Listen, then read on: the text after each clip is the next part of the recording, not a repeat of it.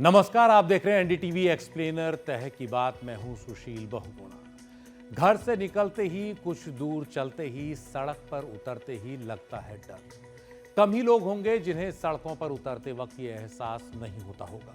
ऐसा इसलिए कि भारत में सड़कों पर हर घंटे 20 लोगों की जान जा रही है।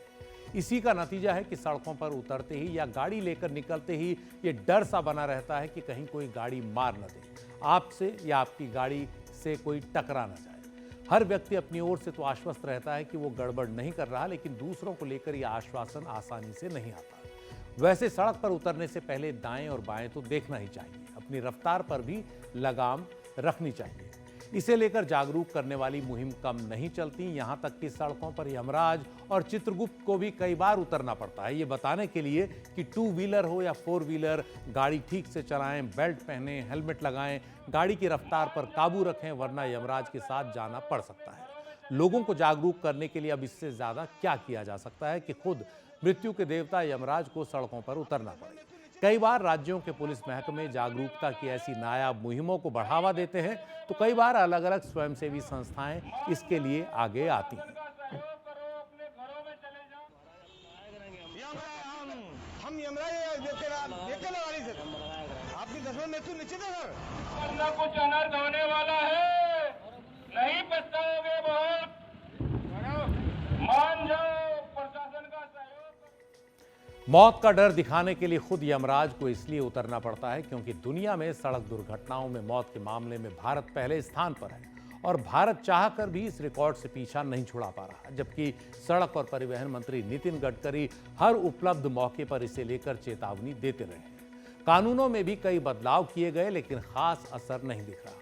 आए दिन सड़कों पर हो रही दुर्घटनाएं इसका उदाहरण है। रविवार को दिल्ली से लगे उत्तर प्रदेश के नोएडा में हुए ताजा हादसे को लें। नोएडा के सेक्टर 94 में एक तेज रफ्तार लैम्बोर्गिनी गाड़ी ने 3 मजदूरों को टक्कर मारकर घायल कर दिया।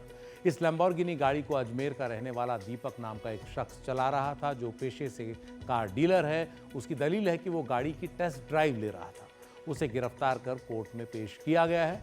जानकारी के मुताबिक ये गाड़ी मृदुल नाम के एक यूट्यूबर की है, जिसने ये गाड़ी एक शोरूम के जरिए दीपक को बेची थी, लेकिन गाड़ी के कागज अभी दीपक के नाम पर ट्रांसफर नहीं हुए थे।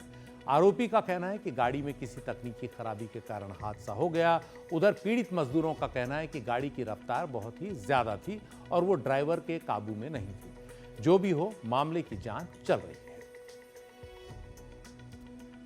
लेकिन ये बस एक ताजा उदाहरण है सड़क दुर्घटनाओं का।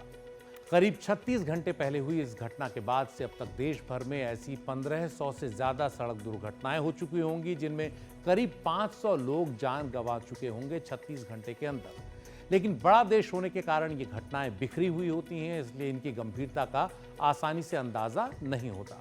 लेकिन जब आंकड़े जुटाए जाते हैं तो पता चलता है कि जितने लोग दुनिया भर में तमाम युद्धों या आतंकी घटनाओं में नहीं मारे जाते, उससे कहीं ज्यादा लोग साल भर में सड़क दुर्घटनाओं में दम तोड़ देते हैं, और उनमें सबसे ऊपर भारत का स्थान है। इस सिलसिले में ड्राइवर एजुकेशन से जुड़ी एक अंतर्राष्ट्रीय कंपनी ज़ूटोबी ने अपनी सालाना रिपोर्ट जारी की है। रिपोर्ट में ड्राइविंग के लिए सबसे बेहतर और सबसे खतरनाक देशों की लिस्ट तैयार की गई है। 53 देशों का सर्वे किया गया और इनमें ड्राइविंग के लिए सबसे खतरनाक देश के तौर पर भारत 49वें स्थान पर है, यानी पीछे से 5वें स्थान पर। ड्राइविंग के लिहाज से सबसे खतरनाक देश दक्षिण अफ्रीका पाया गया, जो लगातार दूसरे साल सबसे खतरनाक माना गया। अमेरिका इस मामले में भारत से भी खराब स्थिति में है। अमेरिका को 53 देशों में 51वां स्थान मिला है और वहां की सड़कों पर भी ड्राइविंग सबसे खतरनाक मानी गई है।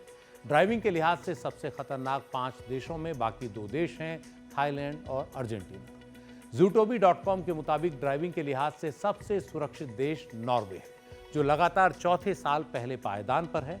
इसके बाद हंगरी, आइसलैंड, जापान और एस्टोनिया गाड़ी चलाने के लिहाज से पहले 5 सबसे सुरक्षित देशों में आते हैं। इनमें सड़कों पर स्पीड लिमिट, ये जो पूरा सर्वे किया गया है, इसमें सड़कों पर स्पीड लिमिट, ड्राइवरों के लिए blood alcohol concentration limit, seat belt पहनने की दर और सड़कों पर मौत की दरों को शामिल किया गया है। इन सब मानदंडों के आधार पर ये जो रिपोर्ट है ये तैयार की गई है। लेकिन भारत की स्थिति बहुत चिंताजनक है।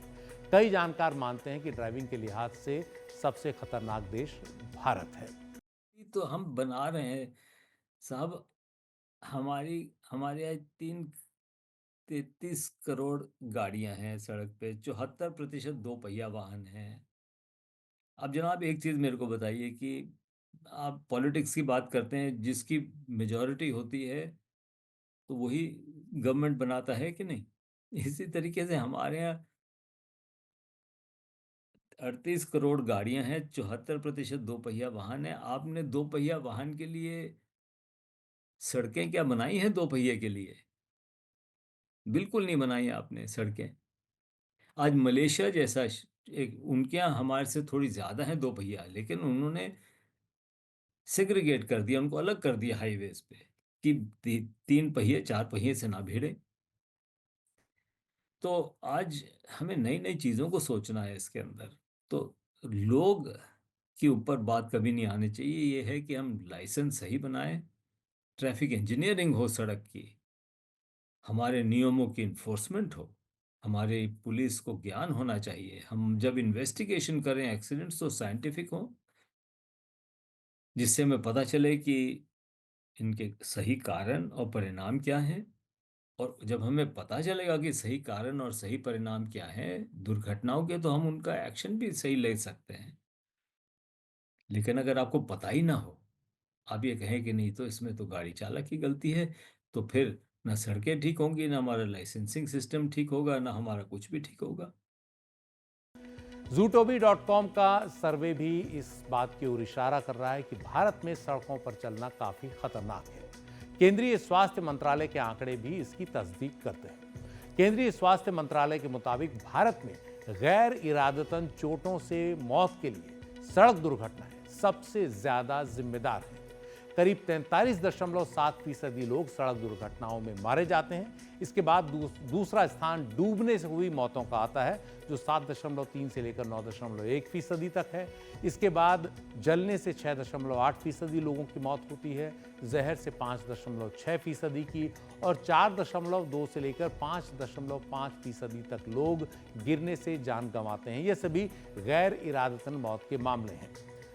स्वास्थ्य मंत्रालय ने national strategy for prevention of unintentional injury नाम से ये रिपोर्ट तैयार की, जो पिछले 7 सितंबर में चोट से बचाव और सुरक्षा को बढ़ावा देने के मुद्दे पर 15वीं विश्व कॉन्फ्रेंस में पेश की गई।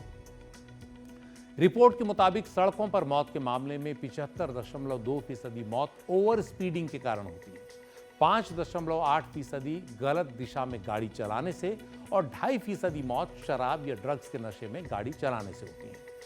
नेशनल हाईवे, जो पूरे देश में सड़कों के नेटवर्क का महज 2.1% है, उसमें सड़क दुर्घटनाएं सबसे ज्यादा होती हैं। साल 2022 में नेशनल हाईवे पर प्रति 100 किलोमीटर पर 45 जानें सड़क दुर्घटना में गई। अगर सड़क हादसों में दुनिया के मुकाबले भारत की स्थिति देखें तो समझ में आता है कि भारत में हालात कितने गंभीर हैं। वर्ल्ड बैंक के एक अध्ययन के मुताबिक भारत में दुनिया के कुल वाहनों के महज 1% वाहन हैं, लेकिन दुनिया की कुल सड़क दुर्घटनाओं में होने वाली मौत की 11% मौत भारत में होती है। इससे पता लगता है कि भारत में सड़क पर चलना कितना खतरनाक है या ड्राइविंग करना कितना खतरनाक है। भारत में हर साल सड़क परिवहन और राजमार्ग मंत्रालय सड़क दुर्घटनाओं पर रिपोर्ट प्रकाशित करता है, लेकिन 2023 से जुड़ी रिपोर्ट अभी प्रकाशित होनी बाकी है। लेकिन इंडियन एक्सप्रेस के मुताबिक सड़क परिवहन मंत्री नितिन गडकरी ने बीते साल 30 नवंबर को लखनऊ में सड़क सुरक्षा पर एक कार्यक्रम में बताया कि 2023 में 4,80,000 से ज्यादा सड़क दुर्घटनाएं हुई, जिनमें 1,72,000 लोगों की मौत हुई। 2022 में 4,61,000 से अधिक सड़क दुर्घटनाएं हुई थी, जिनमें 1,68,000 लोगों ने जान गंवाई। यानी लोगों की संख्या भी बढ़ी है और दुर्घटनाओं की जो मौत हुई है उनकी संख्या भी बढ़ी है। 2022 के मुकाबले 2023 में दुर्घटनाओं की तादाद 4.2% बढ़ी और मौत 2.6%। 2023 में भारत में हर रोज औसतन 1,317 सड़क दुर्घटनाएं हुई। 474 लोग इन दुर्घटनाओं में हर रोज मारे गए, यानी हर घंटे 55 सड़क दुर्घटनाएं और हर घंटे 20 मौतें सड़क दुर्घटनाओं में, यानी हर 3 मिनट पर भारत में सड़क दुर्घटना में एक व्यक्ति की मौत होती है। ये बड़ी चिंता की बात है। स्कूल कॉलेजों के आसपास 35,000 दुर्घटनाएं हुई, ये भी इन आंकड़ों से सामने आया और 10,000 मौत हुई। यानी स्कूल कॉलेज के आसपास ज़्यादा मौतें होती हैं, काफ़ी ज़्यादा। इसका मतलब है लापरवाही से गाड़ियां चलती हैं। सड़क दुर्घटनाओं में जान गंवाने वालों में करीब 10,000 नाबालिग थे। ये भी एक चिंता की बात है कि नाबालिग बच्चे भी गाड़ी चलाते हैं और दुर्घटनाओं का शिकार होते हैं। मरने वालों में 35,000 पैदल चलने वाले थे। सड़क पर पैदल चलना भी खतरे से खाली नहीं। और मरने वालों में 54,000 लोग ऐसे थे जिन्होंने हेलमेट नहीं पहने। इसीलिए हेलमेट पहनना बहुत जरूरी है। मृतकों में 16,000 लोग ऐसे थे जिन्होंने सीट बेल्ट नहीं पहनी थी। 12,000 मौतें ओवरलोडेड गाड़ियों के कारण हुई। वैध ड्राइविंग लाइसेंस के बिना गाड़ी चलाने वालों ने 34,000 एक्सीडेंट किए। यानी कि ड्राइविंग लाइसेंस के बिना जो गाड़ी चलाते हैं वो भी सड़क पर काफ़ी ज़्यादा खतरा बनते हैं। बाकी मौत पुरानी गाड़ियों, पुरानी टेक्नोलॉजी जैसे उस कारण ब्रेक नहीं लगा पाई, इन कारणों से हुई। सड़क परिवहन मंत्री नितिन गडकरी के मुताबिक 2024 में तो सड़क हादसों में मौतों की तादाद बढ़कर 1,80,000 हो चुकी है। सेफ्टी में 2024 का जो ये आ रहा है उसमें 1,80,000 मौतें हुई है। 30,000 लोगों की मौतें जो है वो हेलमेट न पहनने के कारण हुई है। दूसरी गंभीर बात यह है कि 18 से 34 वयोगट में 66% मौतें हुई है। हमारे स्कूल और कॉलेज के सामने एग्जिट एंट्री पॉइंट में उसकी ठीक व्यवस्था न होने के कारण 10,000 बच्चों की मौतें हुई है। हमारी स्कूल के लिए जो ऑटो रिक्शा है और जो मिनी बस है उसके बारे में भी हमने नियम बनाए ताकि इसके एक्सीडेंट में बड़े प्रमाण पर मौतें हुई है। तो पहली बात तो रोड सेफ्टी, इस विषय पर काफ़ी डिटेल में चर्चा हुई और ब्लैक स्पॉट्स को आइडेंटिफाई करना, रोड इंजीनियरिंग, ऑटोमोबाइल इंजीनियरिंग में हमने सुधार किए हैं। सबसे बड़ी चीज़ तो ये है कि किसी भी चीज़ का किसी प्रॉब्लम का सॉल्यूशन हो, समाधान हो, तो हमें उसकी समस्या का पता होना चाहिए। एक हम इंसान बीमार होता है तो हम कहते हैं बीमार है, लेकिन बीमारी का पता होना चाहिए। आज हमारे पास कोई तरीका नहीं है कि अनसेफ, असुरक्षा जो है उसको जानने के लिए हमारे पास कोई भी टूल्स नहीं है, क्योंकि एक ही चीज़ होती है कि जब हमारी दुर्घटनाएं होती हैं तो हमें पुलिस इन्वेस्टिगेशन रिपोर्ट से पता चलना चाहिए कि वजह क्या थी। पूरे विश्व भर में एक ही चीज़ होती है कि आप कॉज एंड कॉन्सिक्वेंसेस, कारण और परिणाम बताइए। आज हमारी पुलिस रिपोर्टिंग इतनी पुअर है कि आज हम 90% ये कहते हैं कि गाड़ी चालक तेजी से लापरवाही से चला रहा था, क्योंकि हमारी जो भारतीय न्याय संहिता है उसमें ये कहा जाता है कि रैश एंड नेग्लिजेंट ड्राइविंग ही के ऊपर आपकी एफआईआर जुड़ेगी। तो आज हमारे पास कोई भी एविडेंशियल सपोर्ट नहीं है to understand causes and consequences. तो क्या होता है उसमें कि फिर हम हर तरीके की चीज़ लगाते हैं कि साहब हेलमेट पहना दीजिए, स्पीड्स घटा दीजिए, स्कूल में एजुकेशन कर दीजिए, इन्फोर्समेंट बढ़ा दीजिए, फाइन्स 5 गुना कर दीजिए। अब 2019 में आपने 5 गुना फाइन्स बढ़े और 5 गुना लोगों ने पूरी शहरों में 5 गुना आपने इन्फोर्समेंट बढ़ाई और साथ में दुर्घटना भी बढ़ गई। 40% तो आपके हिट एंड रन केसेस हैं। मतलब आप जानते भी नहीं कि भाई क्या हुआ क्या ये। पहली चीज़ तो ये कि हम जानते नहीं, और हमारी जो इन्वेस्टिगेशन ऑफ एक्सीडेंट्स है बाय द इन्वेस्टिगेटिंग ऑफिसर्स वो बिल्कुल ही रूडिमेंट्री है। सरकार ने अरबों रुपया लाख को लगाया इस वक्त नए सॉफ्टवेयर्स बनाने के लिए, लेकिन सॉफ्टवेयर में जो डालेंगे इंफॉर्मेशन वही गलत है। तो सॉफ्टवेयर क्या निकालेगा? It is garbage in garbage out. पहली चीज़ तो ये। दूसरी चीज़ ये है कि कोई भी अकाउंटेबिलिटी नहीं है। आज दुर्घटना होती हैं तो ये पूछिए कि साहब इसमें जिम्मेवार कौन है। अब विश्व भर में सारी कंट्रीज में होता है कि ट्रांसपोर्ट डिपार्टमेंट नोडल अथॉरिटी है, वो जिम्मेवार है और वो जिम्मेवारी को बांटेगी, बताएगी। तो पहले तो हमें ये पता चलना चाहिए किसका रोल है, रिस्पॉन्सिबिलिटी है और अकाउंटेबिलिटी। तो आज कोई अकाउंटेबिलिटी नहीं है। भारत में अगर राज्यों की बात करें तो सबसे ज्यादा सड़क दुर्घटनाएं और उनमें मौत के मामलों में उत्तर प्रदेश सबसे आगे है। 2022 में उत्तर प्रदेश में 22,595 मौतें हुई। इसके बाद तमिलनाडु में 17,884 और फिर महाराष्ट्र में 15,224। अगर राज्यों में प्रति 100 दुर्घटनाओं में मौत का आंकड़ा देखें तो इस मामले में मिजोरम सबसे खतरनाक स्थिति में है, जहां 2022 में प्रति 100 सड़क हादसों पर 85 मौतें हुई। इसके बाद बिहार में प्रति 100 सड़क हादसों में 82.4 मौतें। तीसरा स्थान पंजाब का, जहां प्रति 100 सड़क हादसों में 77.5 मौत हुई। चौथे स्थान पर झारखंड है, जहां प्रति 100 सड़क हादसों में 75.3 मौत हुई। ये तमाम आंकड़े बता रहे हैं कि भारत में सड़क हादसों को लेकर अब भी बहुत कुछ किए जाने की ज़रूरत है। कहाँ तो 2024 तक सड़क हादसों को आधा करने की बात हो रही थी, लेकिन घटने के बजाय सड़क हादसे बढ़े हैं और इसकी सबसे बड़ी वजह है लोगों का व्यवहार, नियमों का पालन न करना।